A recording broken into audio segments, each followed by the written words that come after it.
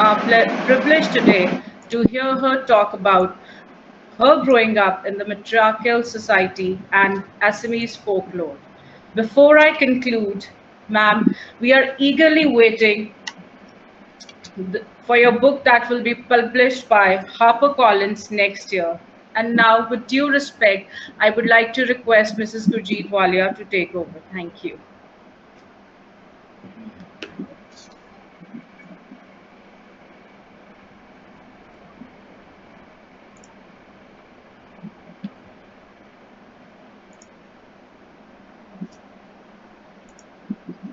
Mrs. Valia, please unmute yourself. Sorry. Good evening, Janice.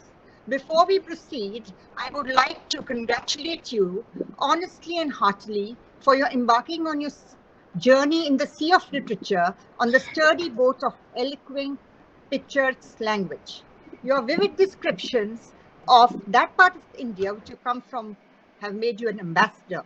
For you have woven the ever-changing tapestry so skillfully that it throbs with life, leaving the reader spellbound as they are introduced to the language, culture, food, attire, and indeed the history.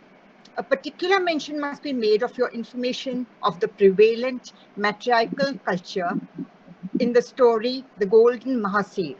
Never have I read before such fascinating variations of supernatural mystique so effortlessly and intricately entwined in stories. To make the most of the time during which we are privileged to have you here, we are commencing with questions from our lovely members. But before that, may I request you to read the favorite part of your book, Boats on Land. Thank you, Mrs. Walia, and thank you to everyone who is here this evening.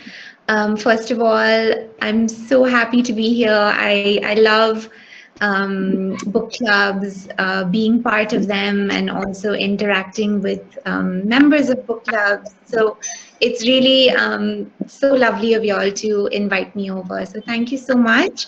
And I'm so thrilled that you picked, a book that I wrote as part of your book club reading. I think that maybe geographically we might be removed, but I love that stories have this ability to build these bridges and, allow us to travel so far without really needing to move very much. But yes, I would, love to take questions from you all, and I'm quite happy to read out an excerpt for you as well. I thought that actually I would start with a small excerpt right from the beginning of the book, which sort of sets out many of the themes that recur through the stories, and it's a theme that's particularly close to my heart because of where I come from and where I've grown up. So it's the beginning of the story, of the first story, A Waterfall of Horses, and it sets out, I think, for me at least, this love of words and storytelling that I've sort of grown up with within the community that I come from. So here it is. How do I explain the word kaktain? Say it out loud.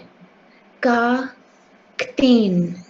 The first, a short, sharp thrust of air from the back of your throat. The second, a lift of the tongue and a delicate tangle of tip and teeth. For I mean not what's bound by paper. Once printed, the word is feeble and carries little power. It wrestles with ink and topography and margins, struggling to be what it was originally.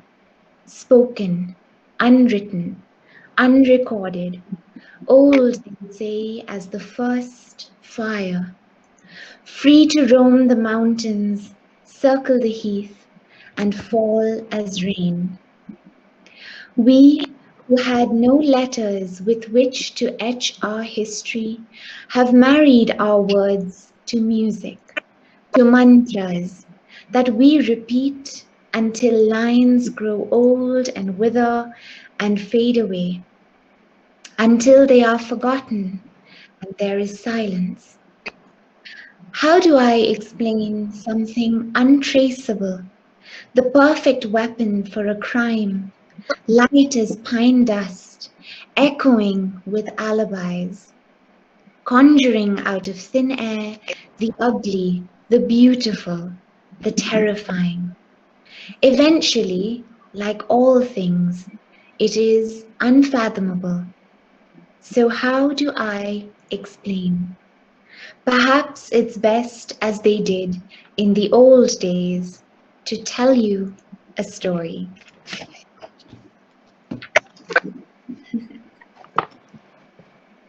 Wow, that was lovely. Thanks, Janice. Thank you. Thank you. You're most welcome. Now, thank you. Now, may I request Ritu Jain to please put forward a question? Yeah, good evening. Hi. Hi. My question to you is, which is your first book you wrote? What Right. inspired you to write novels? Right. Actually, the book that I just oh, I don't know if you can hear me. Is this okay? Can you hear me? Yeah. Yeah? Okay. The book that I just read out from, Boats on Land, this is actually my first book, and it's a collection of short stories, and they are set in and around the places where I grew up, where I come from. So, pockets of Assam, the hills of Meghalaya, Shillong, which is the small hill station capital of Meghalaya. So these really are stories that are very geographically anchored to this place. And I think, I've been asked quite often, when did you start writing these stories? But I think the only answer that I have to that is actually, these are stories that I've carried with me all my life because I've heard them being told by my family, by friends, by acquaintances, and these are stories that I've grown up with, folk tales that my nanny used to tell me. So, really, they've kind of been in my life long before I actually set them down on paper. And I think, there are many reasons why one writes, and different people will have different reasons why they write. But I think one of the reasons that was very close to my heart when I was writing these particular stories